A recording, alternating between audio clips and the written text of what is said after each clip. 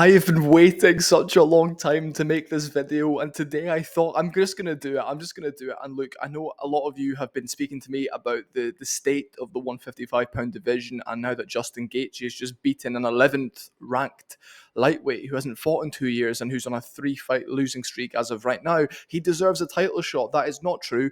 I've broken down how I want the division to play out in 2025, and we're going to break it down. I've made a little PowerPoint on 155 pounds fights to make. Don't forget, guys, this is brought to you by myself, and I would like you guys to subscribe because this didn't take me all the time in the world. However, you can tell there's been effort put into this, and I've thought about these decisions, and I'm going to tell you why I want these fights to be made. But first of all, I want to say, fuck no to Justin Gaethje getting a title shot. We've just seen him get flatlined by Max Holloway, and he's on a 1-fight win streak. I want people who fight for the belt to be on a win streak. I want them to be undeniable. I don't want to see rematches. I want fresh matchups. I do have a rematch or two in here. However, I'm going to justify my reasons for having those rematches. And as I said, I want to just break down this division for you and break down why I think these matches needed to take place. And I think it's a very reasonable list I've come up with, and I think these matchups will be made if the UFC are intelligent and if they are smart. Obviously, I don't run the UFC. I'm not in charge. We've got Dana White, who realistically goes, yeah, I like that, and then Hunter Campbell makes it happen. But the first matchup I want to see, speaking of Justin Gaethje, is Justin Gaethje versus Arman Tsarukyan. Now, I think this is a perfect matchup. Winner fights for the belt. That's what I want to say. The winner of this fight will fight for the belt. Justin Gaethje is 3 in his last 4. He's undeniable. He's always been there at the top of lightweight. He's an older guy. I want to see him get rid of 27-year-old Arman Tsarukyan, and I think it's a very winnable fight for him, just based on damage, one punch at a time, this new sort of thing he's going for. I think Gaethje could get through him, and I think the UFC are in a bad place with Arman right now, because who pulls out 12 hours before a title fight, and then Beneil Dariush couldn't fight Renato Moicano. It was just a big thing. And I think they should make this fight September,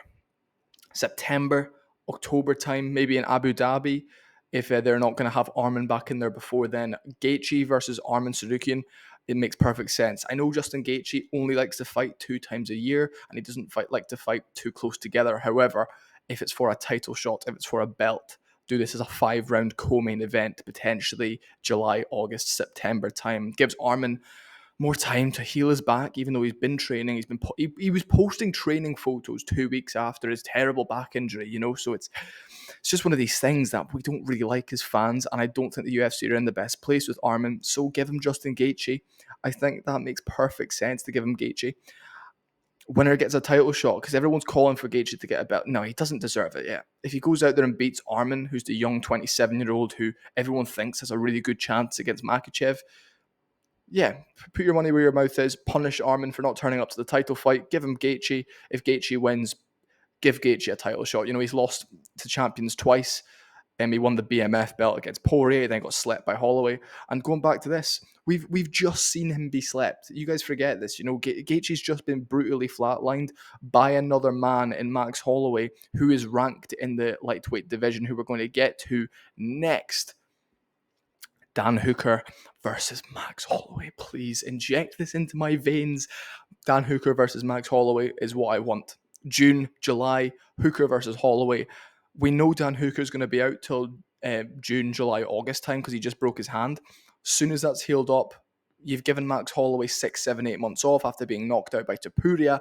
Holloway versus Hooker. Winner gets a title eliminator bout. I think that would be the realistic way to do it, or the winner of this, if it happens in July, fights maybe for the belt at the end of the year. If the rest of the division's booked, doesn't really match up. I just want to see this fight, to be honest. I don't really know what implications this would have on the division as per se. I just really want to see this fight. I think this fight is absolutely amazing. I think it's a fantastic fight. I think that the fans have been starved of this. And the first thing I thought when Holloway was like, yeah, I'm going to 155, it's like, well, Dan Hooker's on a fucking win streak. Give him Dan Hooker. If Dan Hooker gets through Max Holloway, he's a fucking top contender. And, for example, if Islam Makhachev retires in the next year or two, and Hooker's on a 5-6 fight win streak, you could do Dan Hooker for a title shot. He's worked his whole career for it. Yes, he's lost to Islam before. That was during COVID when he couldn't train wrestling. We've seen that now. He attacks submissions. His performance against Gamrot is so underrated. I would like to see more head movement from Dan Hooker, though. He doesn't really move his head. He's kind of just a sitting target for someone like a Tapuria or a Dustin Poirier, as we've seen in that fight. But anyway, Holloway versus Hooker, June or July, I want to see it. A feature fight in June would be absolutely amazing. A 5-round co-main event would be amazing as well. Who would I pick in that fight? I don't know. I think Dan Hooker might just hit too hard for Max Holloway at this point, and I know Holloway's chin is fucking granite. However, he's just been knocked out by Tapuria. And I suppose we've seen what Holloway did to Gaethje. Potentially, Holloway would just take that by a round, by 4, maybe 4-1 Holloway, to be honest. Holloway looked fucking incredible against Tapuria. Holloway is in his prime right now. It's a shame we're going to be wasting 6-7 months of his prime, as he has just been finished. But, I mean, they're both in the peak of their career right now. This is the resurgence of Dan Hooker, and this is the comeback of all comebacks for Max Holloway. So I'd love to see this fight.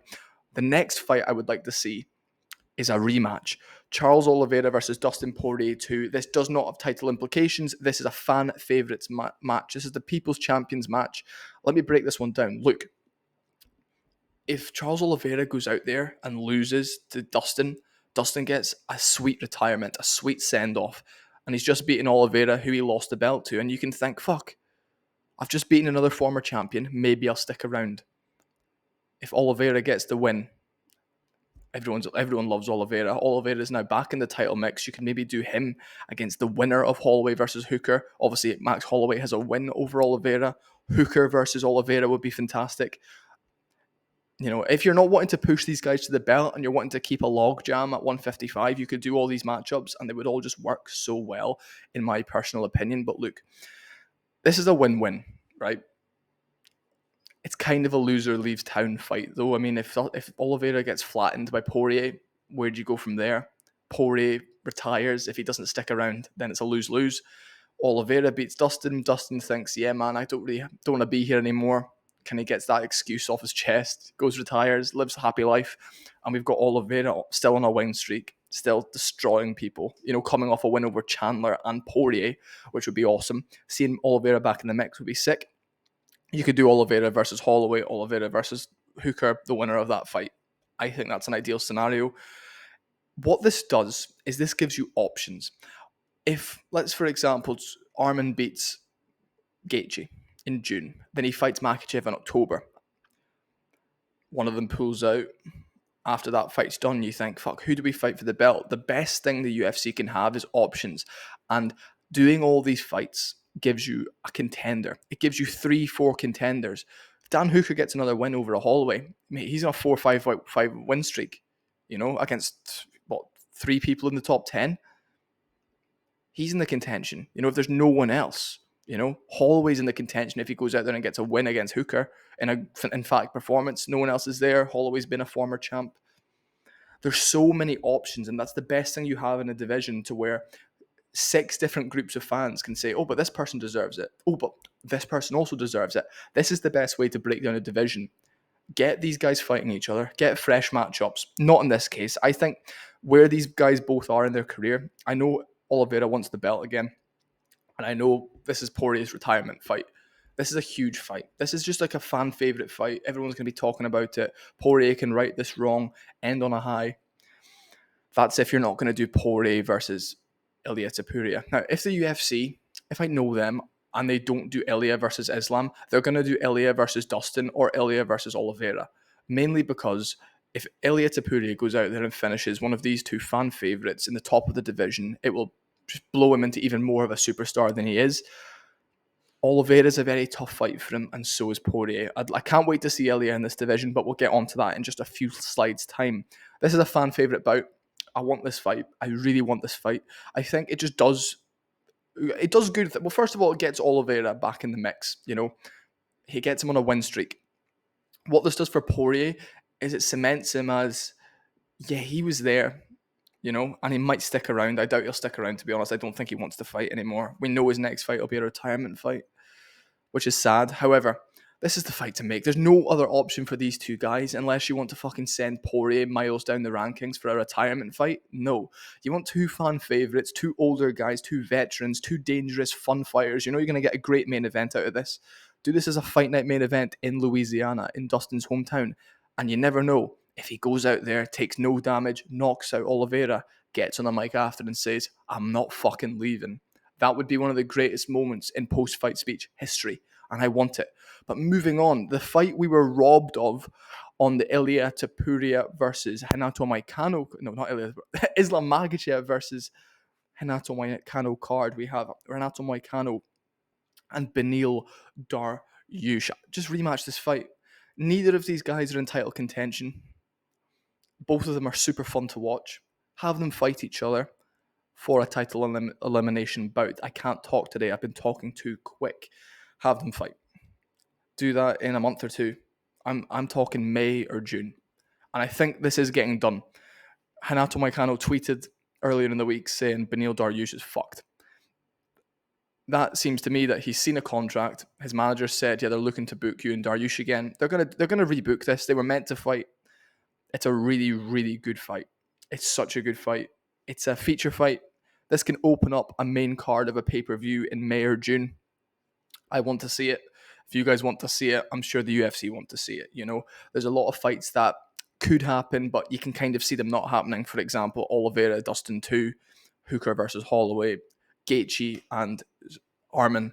Those fights you want to happen, and they're the ideal fights to happen. However, if they don't and they go with a different option, fair.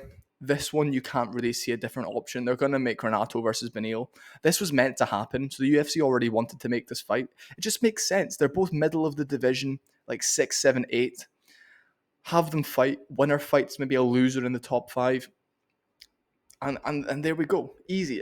This is what we want. Simple matchups like this that the fans are like, yeah, I don't mind that fight, you know. Not every fight for these two will be a super fight. You know, they're both older guys. They've been in the division. They've been finished by the best.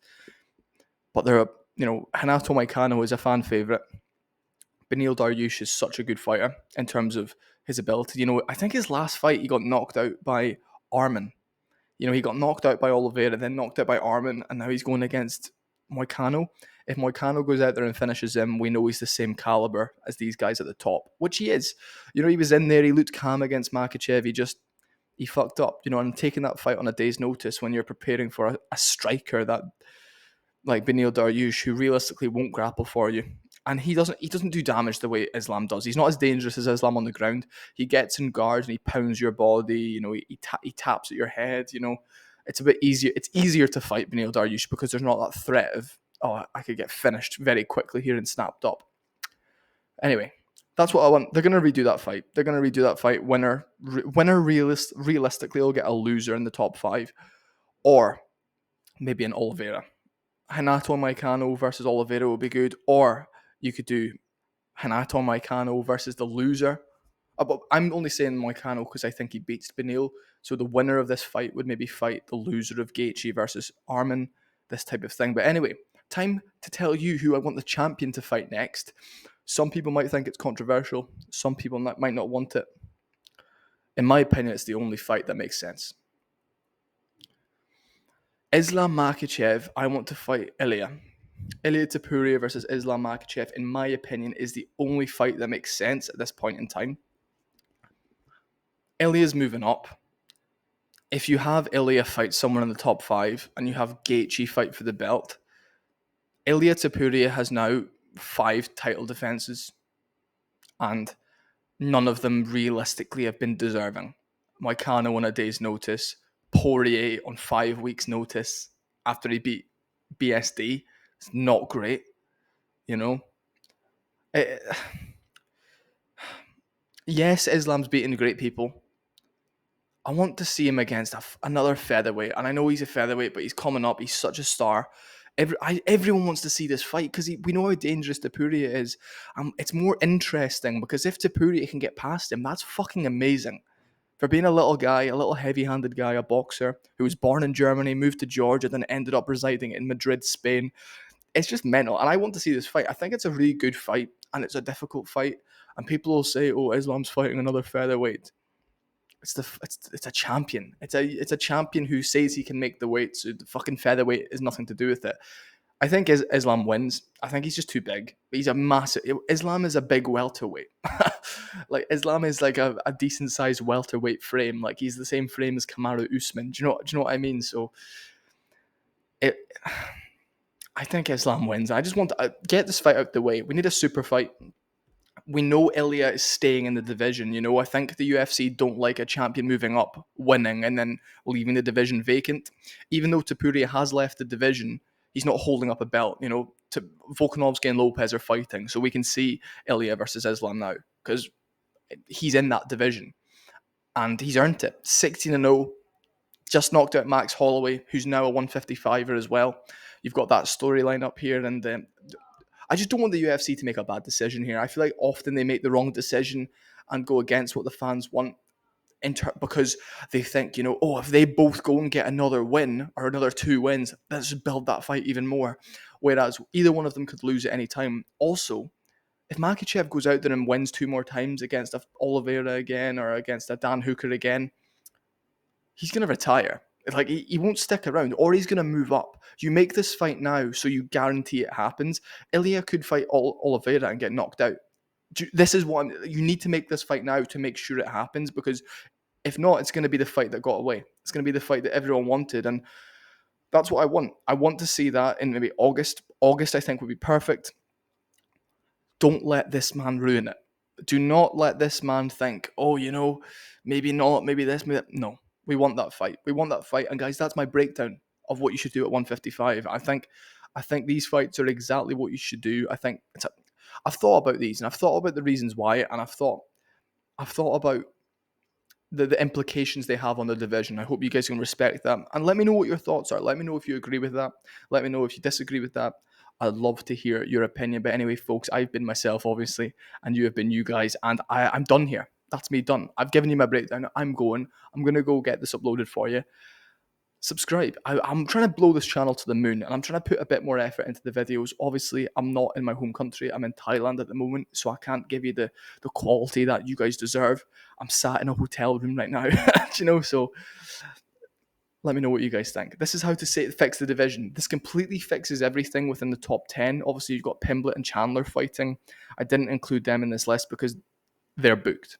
They're booked. None of these guys have a fight booked right now, and it's literally the whole top 10. That's why I was like, I'll get a video out on how to fix it.